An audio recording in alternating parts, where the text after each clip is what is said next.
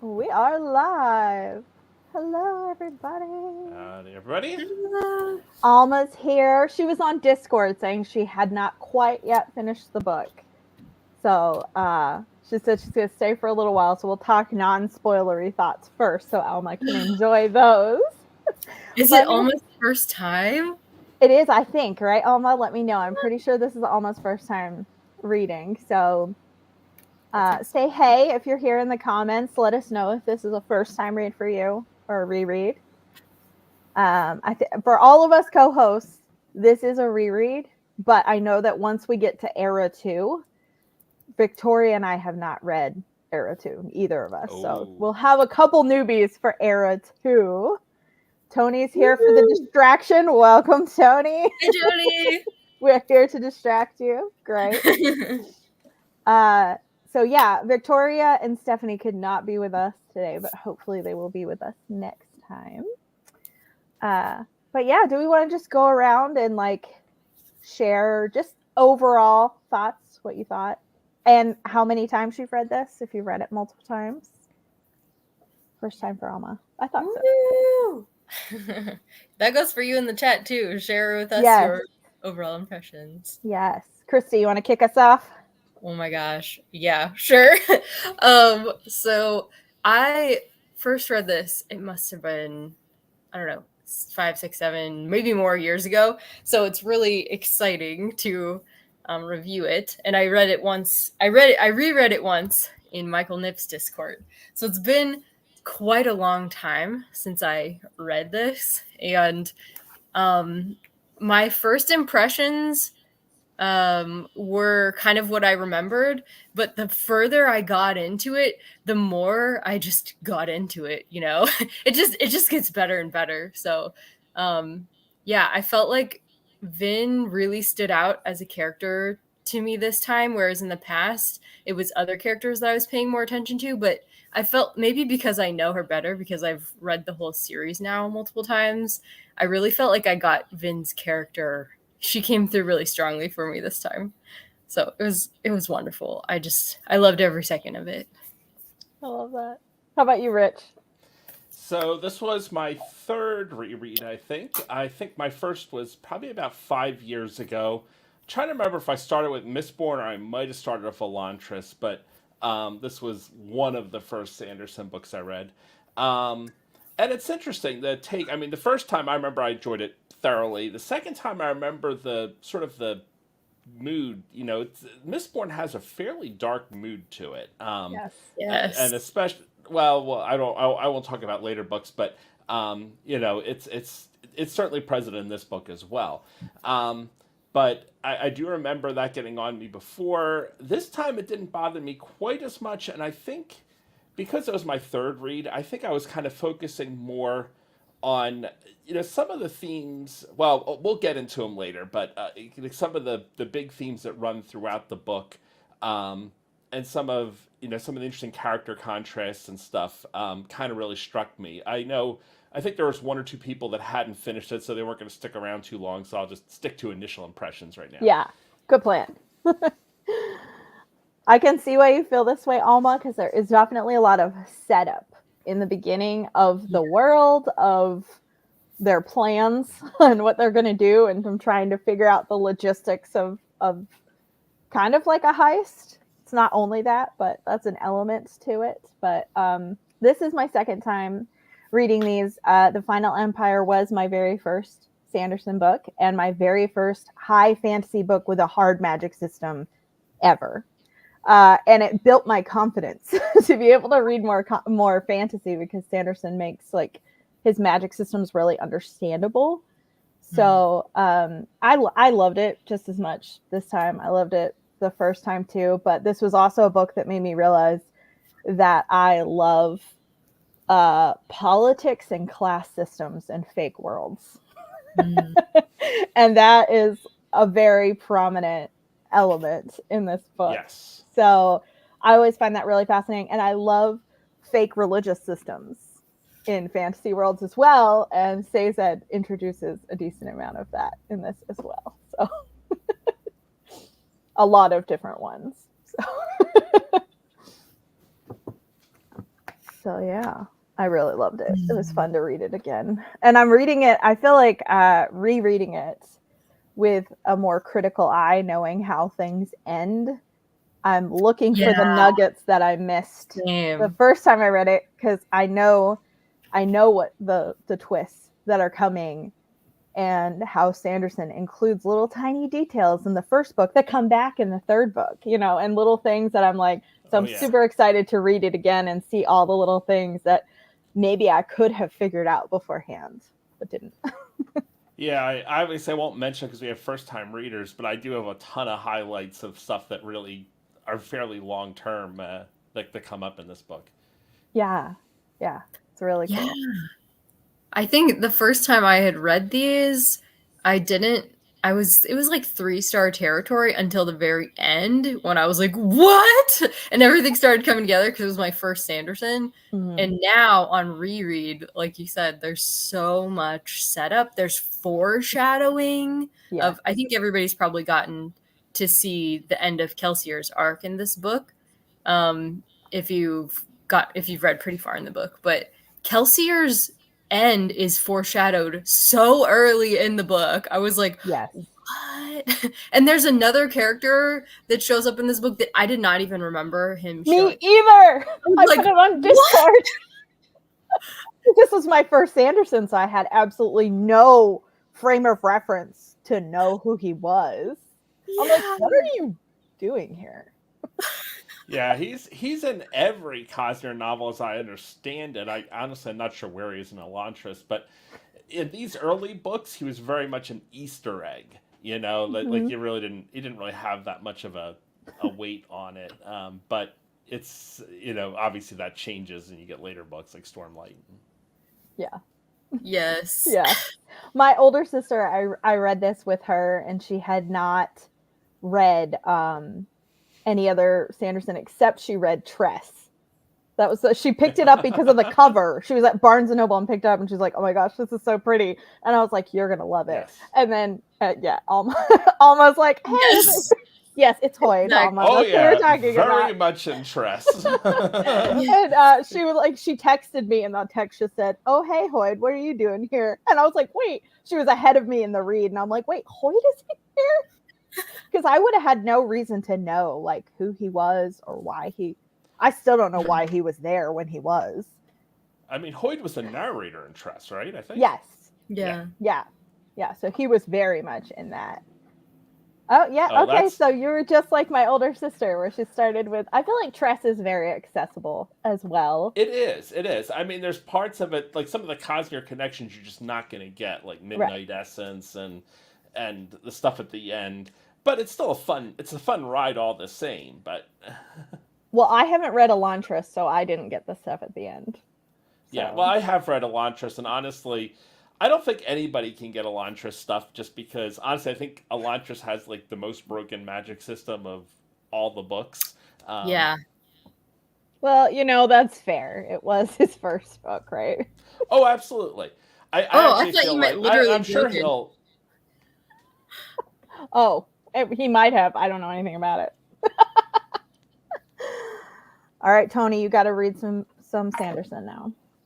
You'll like him. Yes, you should try him, Tony. And yeah, I do feel like Mistborn's a good starting point. Mistborn is definitely. I mean, it's probably the most recommended starting point.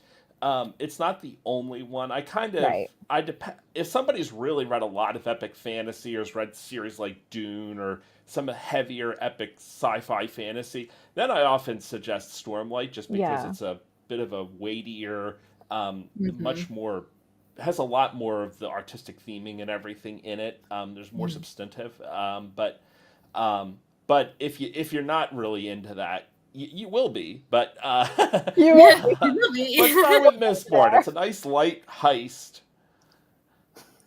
This is my husband. Oh. Wrong live stream, Peter. Track him. I remember when I first created the Brandon Sanderson booktube tag, a couple people did it, and they were like, "So I've never read Brian Sanderson, but..." Brian. It's like the name's right in it. Yes. But they did the tag anyway, and I was like, I appreciate you for doing this tag when you had no idea who the author was. That's funny. So Christy already mentioned that she really enjoyed Vin this time around. Yes. So, like, who were some favorite characters? This is still spoiler free, Alma, so you can stay for this part. I think she said she's through part 4, so she's almost done, but not quite. So okay. I just want to also say that the relationship between Vin and Ellen, I was really like invested in it this time around. Whereas I think before I wasn't as much. I was more like the mystery was intriguing me the first time I think that I read it, and it definitely was this time as well. But I was like really invested in their relationship this time. But anyways, yeah. You know, if I could comment on that, the relationship between Vin and Ellen, I feel like gets so much hate. Like just Sanderson romance in general, people are like, "Oh, that's not romantic at all." But honestly, I mean, maybe I'm just quirky or something, but every relative or friend or anybody I've ever known who's talked about how they met their wife or, significant other, whatever else, it inevitably is like a Vin and Ellen story. I mean, it's not the exact details, but it's like, to me, it seems like a very real romance and relationship. And yes, it's not maybe prototypical romance in that sense, but I really like it because it's just very genuine. I really like it too, honestly. And I did the first time around as well. And I'm not normally, because they don't really know each other very well, but they're really starting to like each other. And normally that's not something that I can invest in as well. I like a friend situation first, because I'm like, okay, well, you actually know this person. So maybe that's because that's what happened with my husband and I, that we were friends first. So maybe that's why it hits home a little better for me. But like I love the two of them together because they're such polar opposites, and they're both of them are kind of going back to the class system things. Both of them are like showing the other one like, hey, the stereotype of the nobleman with the ska isn't all of them. Hey, the stereotype of the ska that's not like, I mean, Alend kind of already felt that way due to his research and stuff, but like they both showed each other like kind of where they had these like stereotypes and biases that were incorrect or just not true of everyone, and they were making it a blanket statement. And I like that. My husband, man. Not taking the fall for you, bro. Oh, you have all kinds. Those are some good deals. Yes. All of them are great. Yes. I mean, how much paper? Granted, it's electronic, I'm sure, but yeah. I mean, how many pages is that you just got for $3? That's a lot of reading. Yeah, for real. Honestly, during 2020, that'd be a good deal just for the toilet paper value for a print. But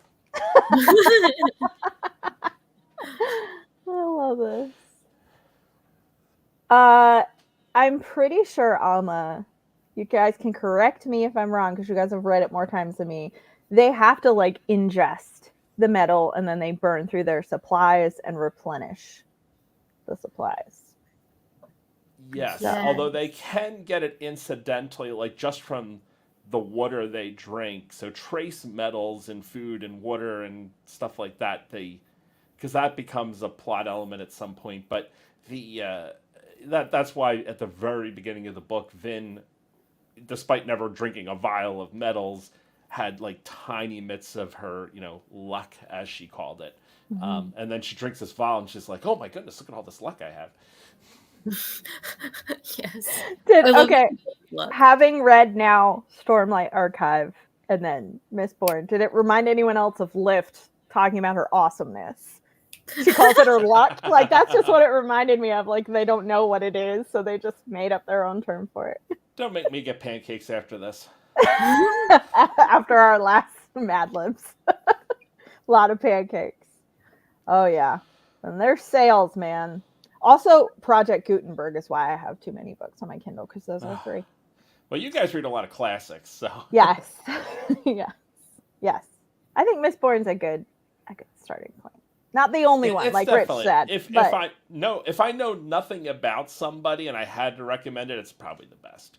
If you want a standalone, I would say Warbreaker, and if you want a meaty series, then I would just say Stormlight.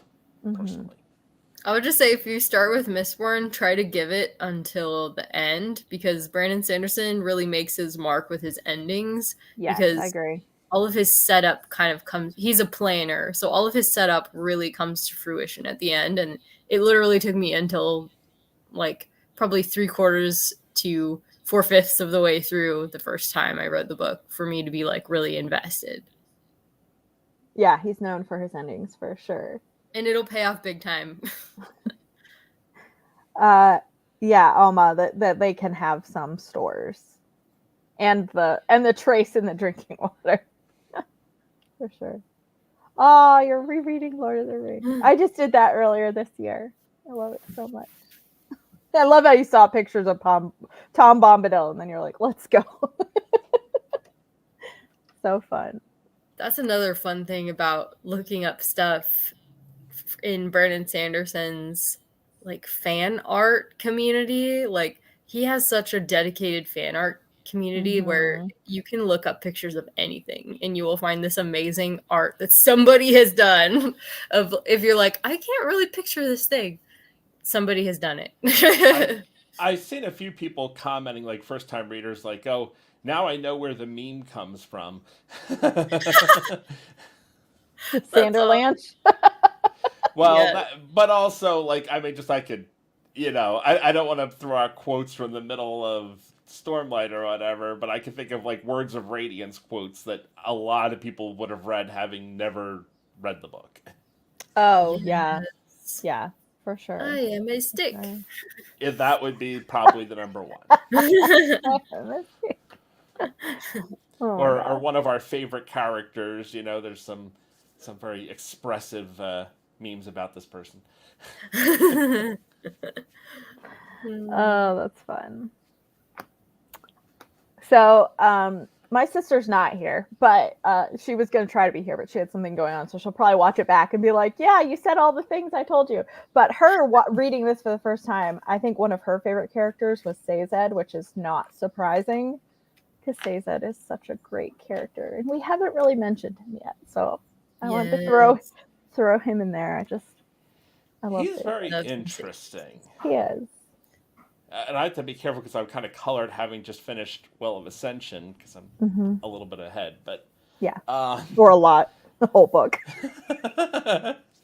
For the first book, I barely knew who Sazed was. The first time I was reading it, I was like, I do not know. It was just way over my head. But as the series goes on, he becomes more central. Yeah. Yeah, but I will say his characterization, like obviously you get to know him better in future books. But his characterization is really there from book one, like from the very beginning. Like you can see things like once it's just oh yeah, this is Sazed. This is somebody that Sanderson was figuring out as he went along for sure. Yeah. Oh yeah. Yeah, and I love the whole like Allomancy versus Farukami thing. Yes. Throughout, because when I first read these, it was pre-BookTube. And I was like, I totally like forgot about Farukami. I was like, oh yeah. So that's another thing. It's a really fun contrast because there's so many similarities and yet differences. So it's kind of a fun little nuance in the magic system. Well, I think that's nice. We'll get some nice chats when you get into Era 2. Oh yay! Yes. Yes, I think. Yes, his story is really interesting and just gets better. So it does, and I think the magic systems too, for me, become more interesting as we go on. Like the ending of this one is really interesting, what it does with the magic systems. But for me, Allomancy has never been it. I just did not care about Allomancy. It was fair chemi, and then there's another one that we get later on that I was like, what? And there's hints of it as well in book one, but it's just kind of one of the many mysteries in book one that you don't get answered right away. But as the series goes on, you get more answers about it, and it's like mind blowing. So yeah, I think Sanderson one of the best things is the way he explores these. Like he creates these magic systems, and then he kind of dives in and kind of digs in and experiments with them. Like I He think you see that does. in the middle of this book, where Vin is kind of spending one-on-one time with each. Like she's on a little side quest with each of the members of the team Hmm. and learning some tricks Mhm. about bronze or some tricks about copper or some tricks about this or that or whatever. And it kind of like you take these characters who can only use one power, and then you see how they use that sort of to the make the most of what they have.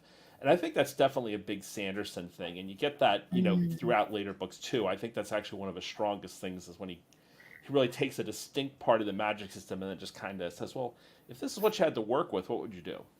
Mhm. Yeah. And I thought that was a fun way when they're like training her on their specialized metals that didn't feel as info dumpy as it could have. Because they're like, oh, well, we're just training you, So it was kind of Yeah. a fun way Yeah, to. it's very this the start of this book is very tutorial mode. Yes, it is. It is. There's definitely info dumps throughout for sure. But I felt like that when she was one on one with people, it felt like an actual conversation that someone would have, as opposed to like, well, you just need this information, so I'm throwing it in the book. So He was introducing characters that would be important as well as yeah, the medals, which I think was really smart. yeah. Oh, Alma just said that. Yeah, you learn a lot more about the characters Yeah. themselves. I agree with this too. That yeah, people that start out as minor characters, Yes. The or Contra. even people who remain side characters, they feel pretty fleshed out. Which Mhm. I Yeah. think Sanderson does such a good job on his characters. He makes you Yeah, care. the Contra as well. I don't want to say too much before we get into later books, but like what I mentioned with Sazed, when you reread the book, you realize, he was Sazed all along. You Right. didn't know as much Mhm. about him, but Yeah. Yeah, The I Contra, remember. one Yeah, of my the first time I read this, when I read the Condra, and like when you really realize what a Condra was, I was like, oh my god, It's so dark. what did I read? and for Yeah. those who have read all of Vera 1 and maybe more, there's actually a lot of Contra lore that's little hints in this book that you don't really know and understand until like way later. Yeah, Yeah. it's so fun to see all those little fingerprints, and it just like goes to show that like Sanderson, like he plays the long game with Yeah. the details, and that's something I really appreciated with him, where like a book might start kind of slow, but like when I started Way of Kings, I'm like, this is a lot, but I really trust him because I had read all of Arrow 1 before I started Stormlight, and I was like, he's got my trust. I know he can do something amazing with my confusion right now.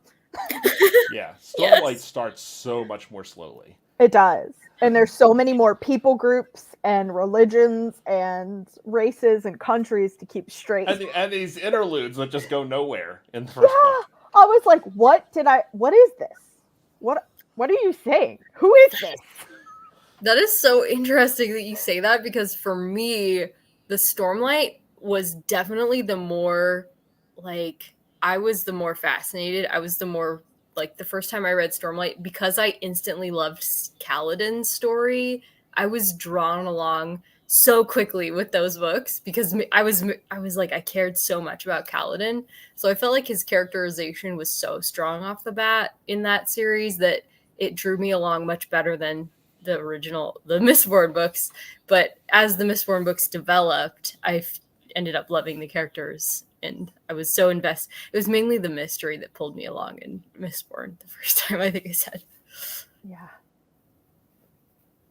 Yeah, that there are a lot of characters. They've got quite a crew, and each Mhm. crew has their own like elementic power that they're specialized in. Like most of Kelsier's the only other Mistborn. So yeah, so it was a good way to help you learn about the different metals, but also learn the crew. Mm-hmm. I will confess, certain characters, like, I don't know, just come to mind, like, Ham and Doc's, like certain ones, like I can't even remember which one's which or whatever. Like they kind of mush together because there are a lot of characters. There Like are. certain ones are very distinctive, like Breeze or Spook certainly or whatever. Breeze like sticks out of my mind. Yeah. Yeah, but a lot of other ones, it's like they're just sort of normalish, and it's Yeah. a little harder to. He tries to give them some kind of distinctive thing, but yeah, at a certain point, it's like because Dox is like the former. He was a plantations guy, I think, and like Ham does the philosophy thing. So the third time I'm reading it through, I can tell who they are, but the first and second times, I don't think I knew who they were. Just whatever. Yeah, Sanderson could probably benefit from like a character list at the beginning of his book, as like a little refresher. Did you ever read Real Time? There's a glossary at the end of each book that has like a list of characters, and it's practically Wikipedia by the end of the series because it's just like a nightmare. I bet. I've been too intimidated to read Wheel of Time because it's such a time commitment.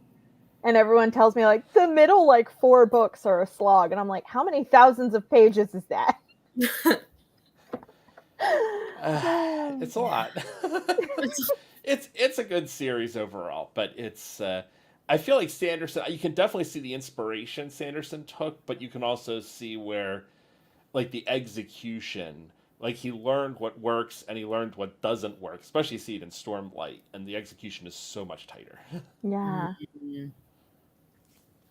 That would be fun, Alma. A character bookmark.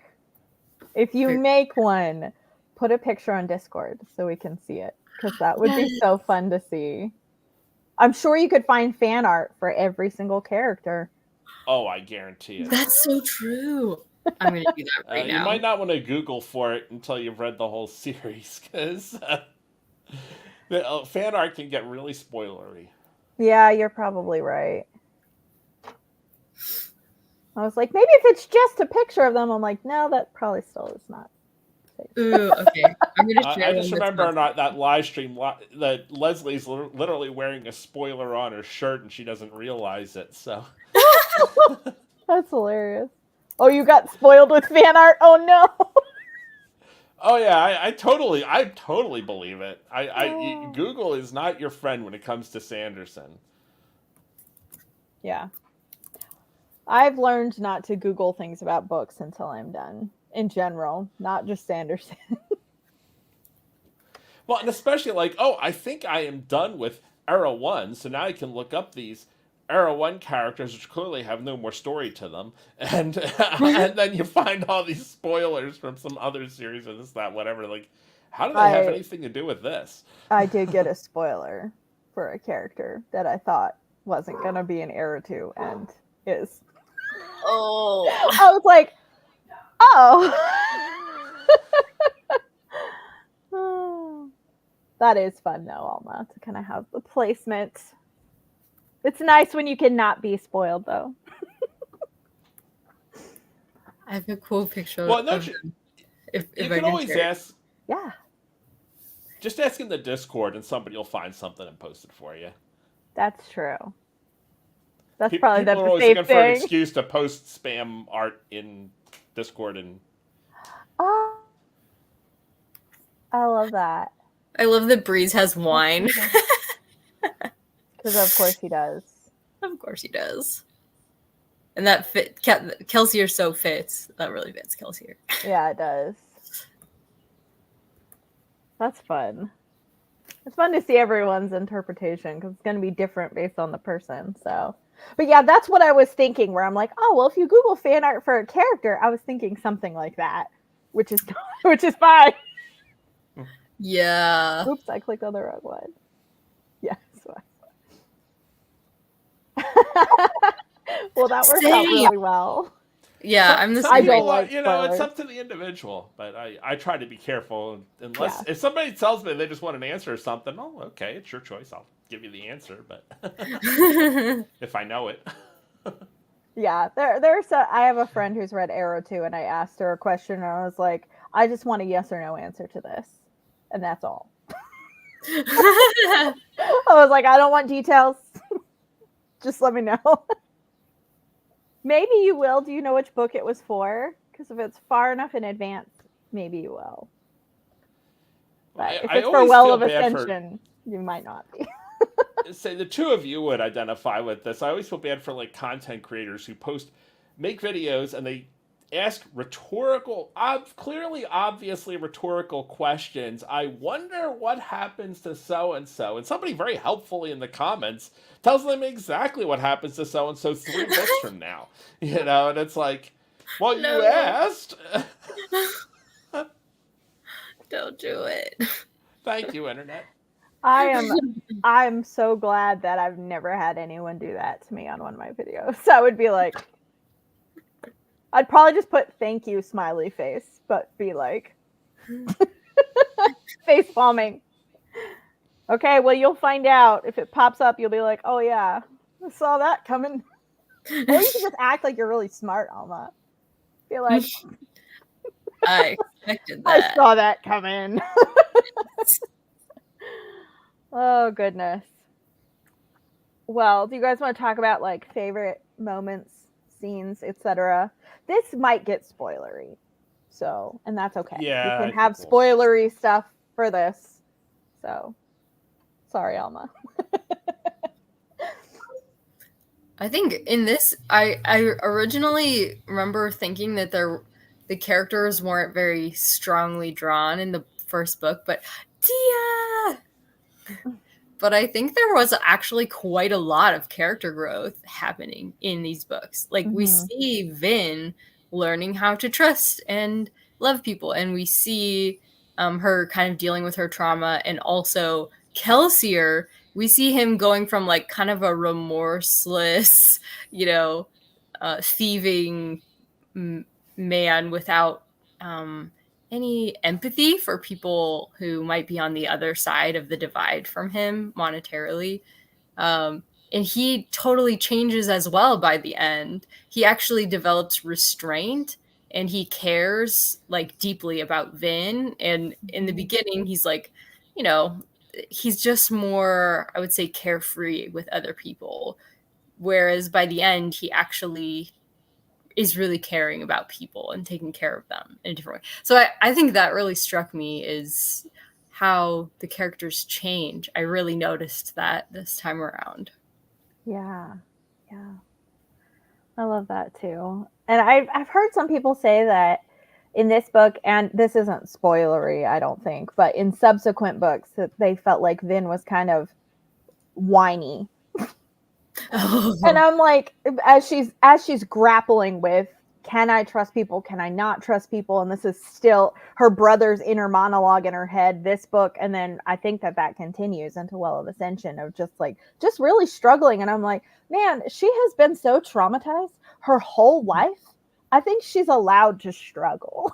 Yeah. It's not like a one decision and done to trust everybody. You have to, there's increments of trust that you have to develop with people. Right. And then you relapses where you're like, yeah. I don't think I trust you. And not that there's anything wrong with outwardly expressing your concerns and everything, but most of that's inner monologue for her. Like she's internally struggling. So it's like, I mean, I'm sure half the people you see on the street just smiling, going about their day, are going through something like that for something that they're not going to tell you about. Yeah. Right. Bye, Alma. Bye, Alma. She's heading out for the spoiler. Thanks for joining. Yeah. She's almost done. She'll watch it back probably like this weekend. That's a good point. Because there was a lot of things that he was keeping close to his chest. Oh, yeah. Sure. Throughout this book, and I'm sure there was more. Well, so this is like a favorite moment and a theme. Well, not a favorite, but a memorable one is when Kelsier is meeting with, I think it was Straff Venture, actually, when he was playing the informant. And, Straff is like, if you make me wait next time, it'll be the cane or whatever. And Kelsier has this internal monologue just thinking, okay, well, next time I need a body to drop on a courtyard somewhere, I know where to go. Yes. but like Helsier's hardness, which we've kind of been talking about, it really struck me. I mean, I noticed it the second time. This time I noticed it even more, just how hard he is. Like he is very, and I think he softens a little towards the end, but Mhm. he is really hard. And honestly, if we're going to talk full book spoilers, full warning, um, and just even in this book, there's not as much about Rashik in the epigraphs and everything here, but there's enough. You can actually see, I think, some similarities between Kelsier and the Lord Ruler in his like Ooh. prejudices towards those he felt has wronged him. And you can see how Mhm. that was expressed through Mm. the Lord Ruler when he took power and what he did to the sky and the system he set up. You know, a Mhm. lot of that was fueled by the hints we get at his life before, which we'll get more later. But you can already see a little bit of it, and I thought that kind of when I was reading the epigraphs, that kind of struck me that this is and you see this like where does this lead, like this kind of hardness. I think that's what something these books are a little bit about, is like that journey, Mm. because you have a revolution take place, and we don't see the aftermath in this book, but Mhm. but that what do you do? And well, I mean, Christy, you probably be all over this with revolutions, but where Yeah. do revolutions go, and what fuels them, and the practical Yeah. reality of at some point everybody can't be an enemy. Yeah. Yeah. That's Major parallels to the Russian Revolution in this book. that's such a good point, because you see a lot of revolutions throughout history where, the people who are oppressed rise up, but then they just swing to the extreme where they're doing the same thing in a like in vengeance, you Mhm. know. So, and it begs the question, if Kelsier hadn't ended up as he did, as almost like this catalyst sacrificial lamb kind of a thing, if he hadn't done that, would he then, if he had taken over and been in control, would he have gone the same direction but against the nobleman? That's so interesting. I didn't even think about that. I love it. Yes. The epigraph was a journal from. Alendi, yeah, it Mhm. was the epigraph.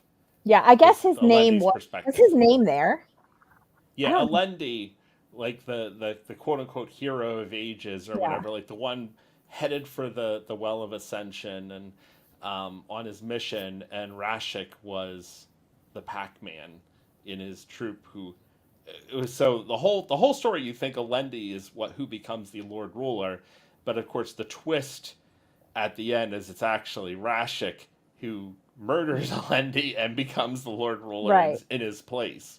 Mhm. Right. Yeah. I just couldn't remember if they actually said his name or not.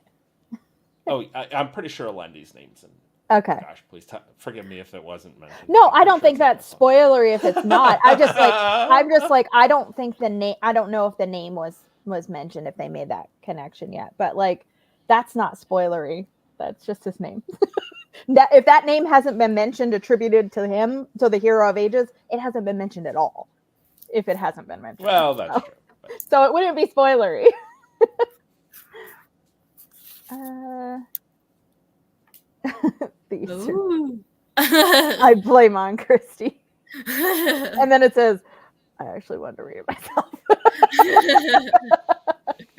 I love that. Yeah, yeah, it's fun to see. I love seeing books like this that like kind of take ties from real things but put it in a fantasy setting, because I'm like someone who I really don't like the news, current events, politics, but when it's in a fantasy world, I'll explore that all day. I just don't want something that affects me right now in my world. I want to escape from that in my reading.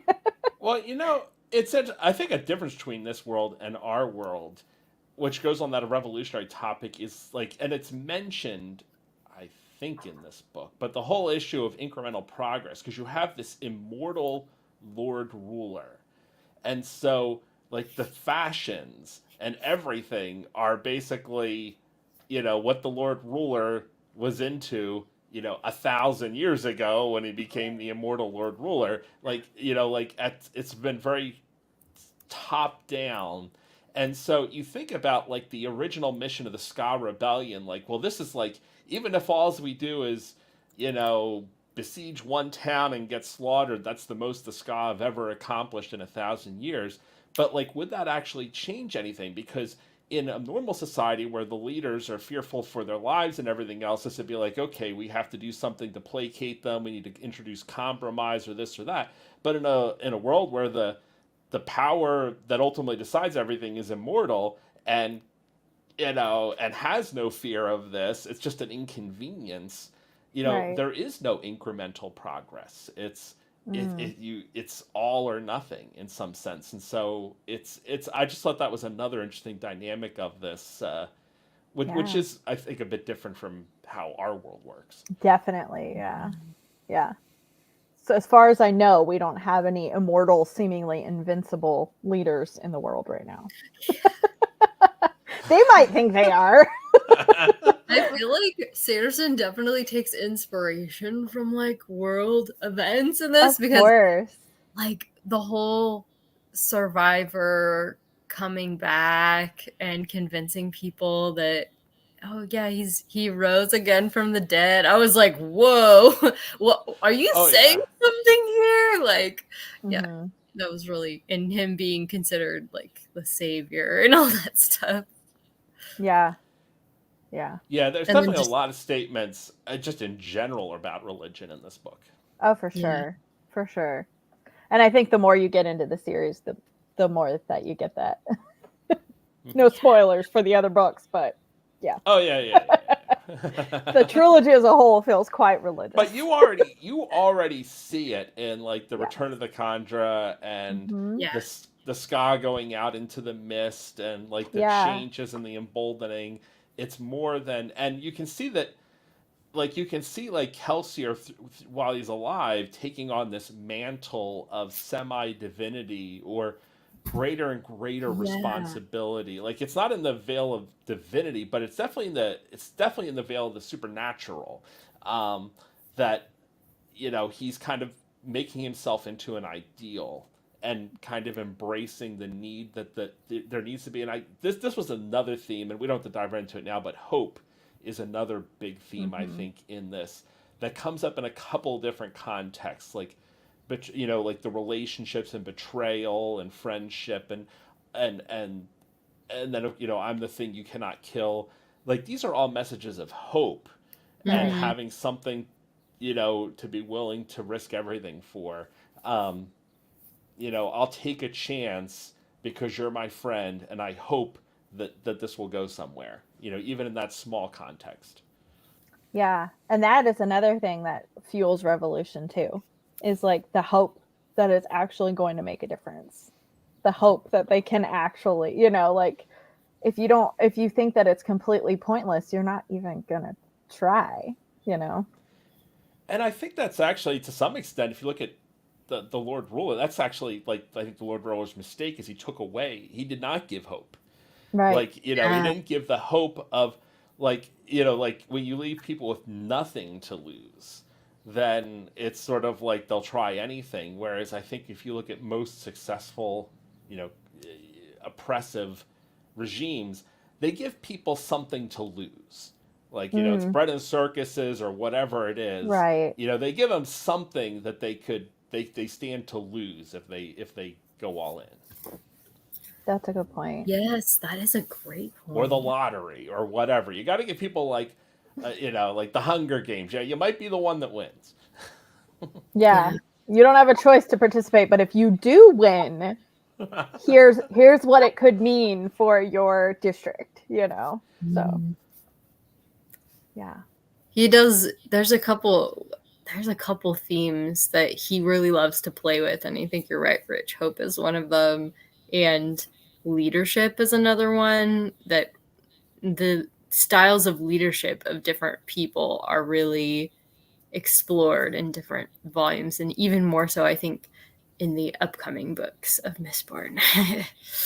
That's part of the reason that Well of Ascension, the first time I read it, was my favorite of the trilogy, was Yeah. the leadership and political aspects of it. Oh, we should discuss it more then, but you already get it here. Like the debate: can we overthrow the Ruler, by what right do men rule? Like Mm. the Lord Ruler essentially ascended, like he saved mankind from the deepness. He made all these changes in the world and created this. Like he became sort of like a pseudo creator in a sense. Like this is all his domain. By what right can we overthrow him? These are Mhm. like questions that kind of get wrestled, and in some sense, they're not wrestled with too seriously because he's such a horribly oppressive person. You don't have that much sympathy Right. for him, but Yeah. it does start to touch on those questions. And I think and so you say, well, because we don't like how it's turning out, we can just overthrow him. Well, I feel like that's a theme that might come back later. Yeah, Mhm. that's a really good point. But then, talking about leadership slash religion and that question of like, well, whose right is it really to rule? They're like, he's basically God. Do we have a right to question him? Like, so like Yeah, that that's that whole amazing. thing Yeah, is in there the too. people view him as God. Like Yeah, there is no other religion in this place, yeah. And he puts And except it in himself leads to forth Satan's as copper that. questions. mines. Yeah. Like it really explores the concept of what is a god too, because Hmm. of what Rashik says at the end. I was your god, even if you don't believe it. And Vin is like having these doubts at the end where she's like, what did he mean? What was he doing that made him so confident that he is God? The very first time I read this book, when I got to that, like the epilogue where she's like, what did he mean? I'm like, oh, what did he mean? Well, I was and you like, I see gotta pick it. a book too. Well, and you see it also when Vin is captive by the Steel Inquisitors. Um, like you can see these Steel Inquisitors clearly have powers and capabilities. Like they've got the ability to take away all of her metals, and they know to filter the water. And this they're already like clearly the Lord Ruler knows a lot more than the average Alamancer Yeah. about what's going on. Hmm. And so it's kind of like they're kind of a lot like where they are today. The Lord Ruler was 1,000 years ago. Right. Hmm. Yeah. Yeah. All the different. I love that about Caesar too, where he's always like, maybe I can interest you in this religion. Yes. I was like, I don't know. I just thought it was fun. That was so, something so that really drew me in early on, was like the way Sanderson talks about religion. He Hmm. he grapples with it in a way that's definitely not like primarily positive, but there are positive elements to the Yeah, way he for deals with sure. religion, which is unusual in today's publishing landscape.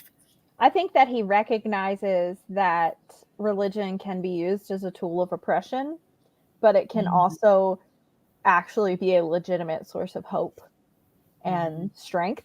And so I think that he weighs both of those sides. Yeah. So, but which it's is more also balanced. like I feel like there's also like the Dune influence. Like when religion and politics are in the same cart, the whirlwind follows. And I Mm. feel like Oh, there's an element of that, maybe not as much in this book, but I think there is an element of that in his writing. Mm. mhm. That's a good point. Yeah. That's really So true. if I could suggest another contrast of quotes, I remember there was a quote where they're talking the immediate theme is betrayal, where Vin is talking about like that's why you can't trust anybody because everybody will sooner or later betray us or something, like talking I think about Mayor betraying Kelsier and so on. Yeah.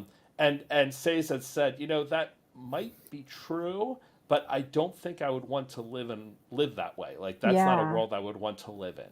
But then Mhm. I think about a later thing that Vin says, that she says every kingdom, essentially paraphrasing, every kingdom needs a good assassin, which is Mm. a theme which might also get developed a little bit more. But it's sort of like it makes you also think there's an element of realpolitik in these books, and um, Mhm. you know, is that really the world we want to live in either? It's just very Yeah. interesting.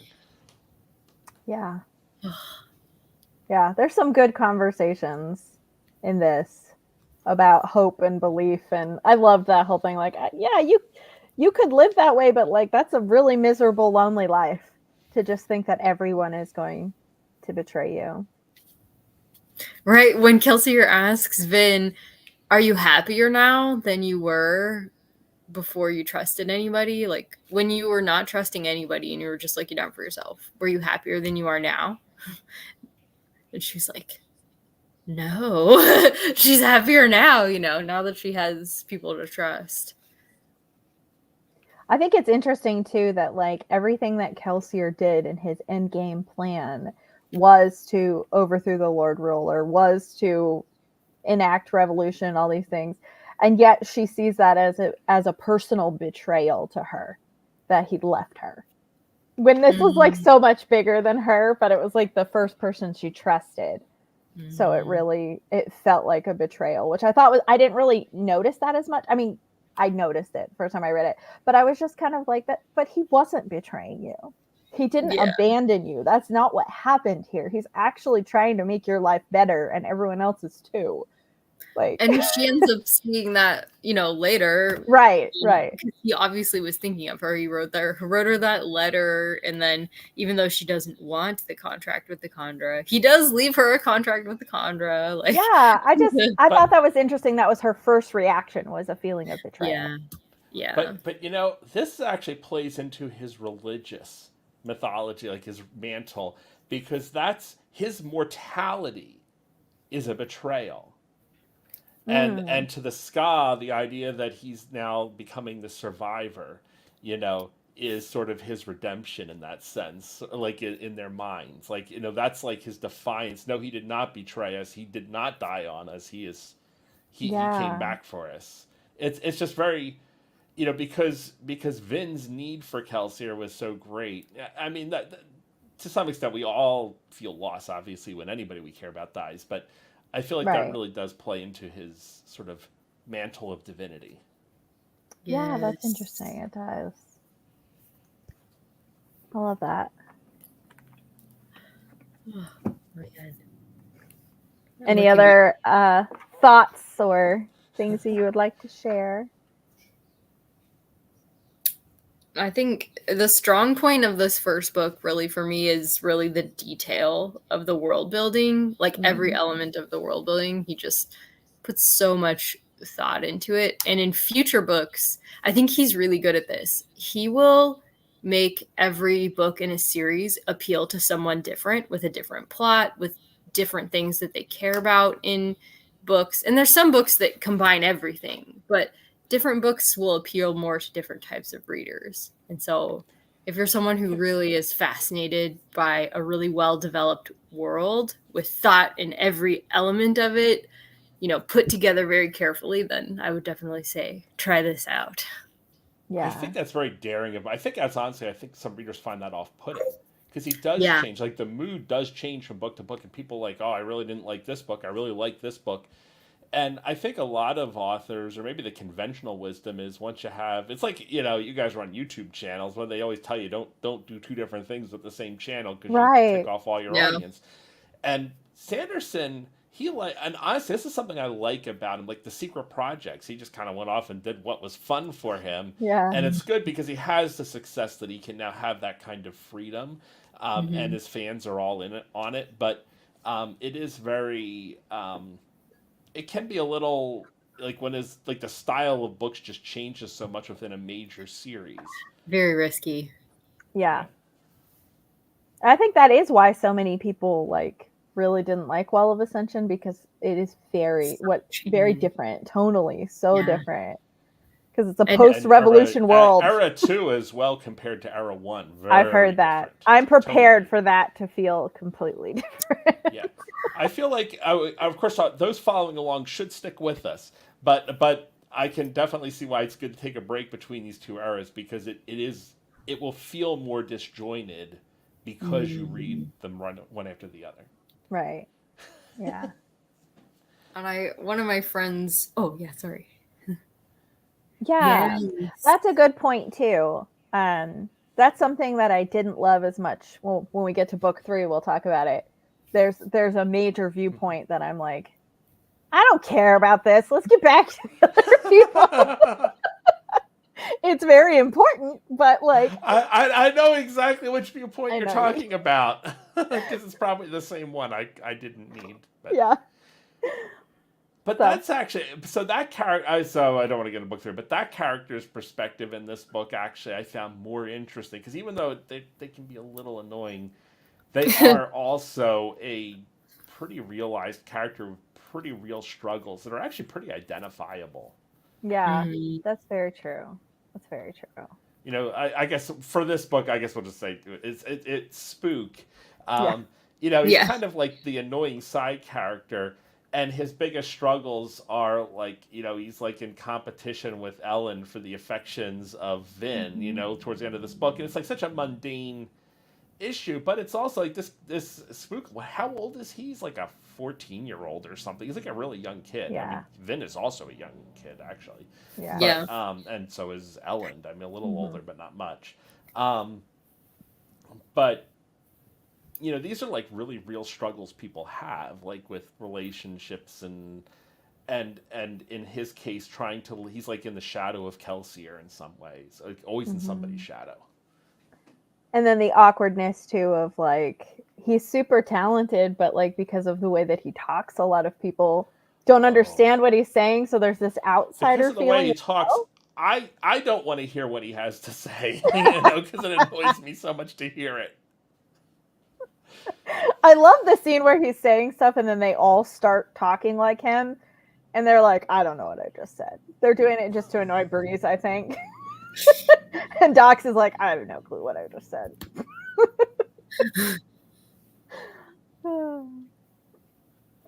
I do love that. I don't know how many hours Sanderson spent, you know, probably partially intoxicated coming up with that. It's like, it is actually, it has like a logic to it. It's just really out there. But I don't want to figure it out. I'm just like, I think they'll say. There are wiki articles on this. I've looked it up because I've wanted to I'm sure there are. to That tease makes people sense. in Discord, and so I had to look up how to do it properly. Of course, You are nothing if not thorough, Rich. You are committed to the bit. I love it. That's funny. Yeah, because you can tell that there's actually like a rhyme and reason to it. But I'm like, the next person's gonna explain what he meant, so I'll just, just keep reading. I think Sanderson has a really interesting grasp on languages, which is another thing that I like about him. In multiple books, he comes up with things that make you realize, yes, he's very familiar with what how different languages work and how they're different from English. And I think that's very evident in Spook's sort of dialect. Yeah. Did you have something else you were going to share, Christy, a little while back? I can't remember. I felt like I pulled up a comment or something and then cut you off.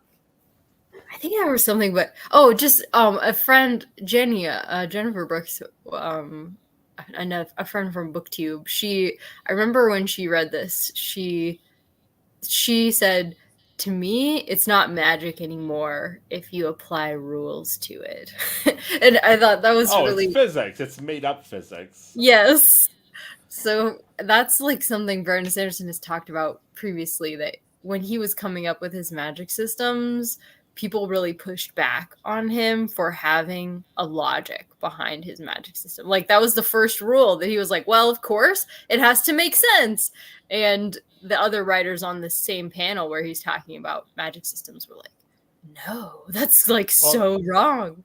So they must have really loved the Name of the Wind then, because with sympathy and everything, I mean, it's just, and then all the Fabrials and Stormlight, they're like the same thing, just different. Yeah. I like a fleshed out magic system because I like understanding how everything works, but I can see people that want magic to feel magical rather than logical. So I see both sides of it. Yeah. But I think I'm somewhere in the middle, because with Allomancy, I could really relate to what she's saying, but with the other magic systems, I found them fascinating. So I wanted to know how they worked. So yeah. I guess it just depends. We just all have different tastes. Yes, definitely. I haven't gotten to Arrow 2 yet, so I guess we'll see. Yeah, say Adam, stay tuned. In 6 months, we'll have that conversation. 6 months. But I can immediately think of a really funny quote on that line, but I'm not going to say it now. I'm really looking forward to reading Era 2, especially because I know that like the last book in Era 2 has like a lot of Stormlight Easter eggs, and I've read all those now, so I'll actually catch a lot of stuff. That's what someone told me. I'm just going on. Oh what yeah. they're saying. Oh yeah.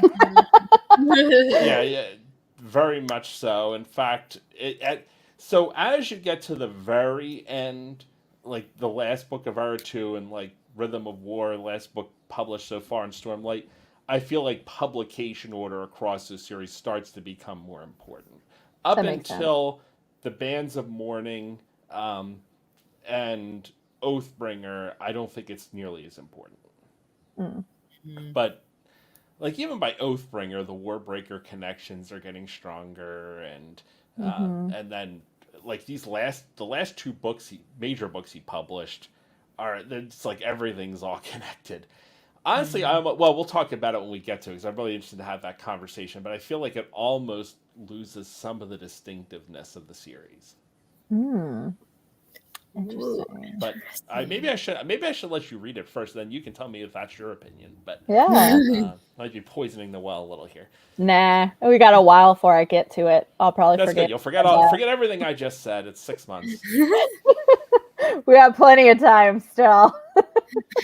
That's Christmas time. It's so far in the future. Yeah. We'll finish these 4,000 pages. Actually, I can tell you how many thousand pages are between now and then. It's Rich can tell you. He's got a spreadsheet. There are 4,857 pages between now and then. Bravo. Rich. We should be all right. Yeah. Oh, that's so funny. And then, by the time we're done with all the Mistborn discussions, then book 5 will be out of Stormlight Archive. Yeah. Perfect timing. My spreadsheet factors that in. Well, that's good. That must make But you I'll feel a also be little ready better. for your read along. So, that's also on there. And in fact, I even prioritized it higher. This is special. Oh. Well, do we have any other thoughts or things we'd like to bring up? This has been such a fun discussion. So thanks everybody in the chat for bringing stuff up too. Yes, Yeah. and thank you for doing this, Tiffany, for setting it up. Spreadsheet's a thing of legend. It is. My reputation. It's so true. Yeah. The first time I read this, I didn't have anyone to talk to about it. So that would be hard. Yeah, I was before BookTube, so Wow. All 3 of the first. Actually, I think I read Hero of Ages like the very first month I had a BookTube channel, but I wasn't really talking to people that much yet. So it's really fun to be rereading them and being able to talk about everything. It's really fun. Yes. And I've roped in some of my real life friends that are also reading it and talking to me about it. So that's really fun too. Who does that? I'm becoming an influencer. Slowly. Oh, well, thank you, Christy and Rich, for being here. Thank you for everyone in the comments who popped in. We will be back next month. It's June. We'll be back the first Saturday in July at noon Eastern time to talk about Well of Ascension. So hopefully we will see you all then. We do have Discord channels open on my Discord, which is linked in the description. So if you want to chat about Well of Ascension in the meantime, Rich has already finished it and he's been posting stuff and I haven't replied yet because I haven't started it yet. So we're ready to have. Don't worry, you'll catch up because I'm reading Stormlight as well. So that's kind of It's like the spreadsheet's a cruel mistress. Well, thank you, everyone. We'll see you again next month, I hope. Bye. Thank you.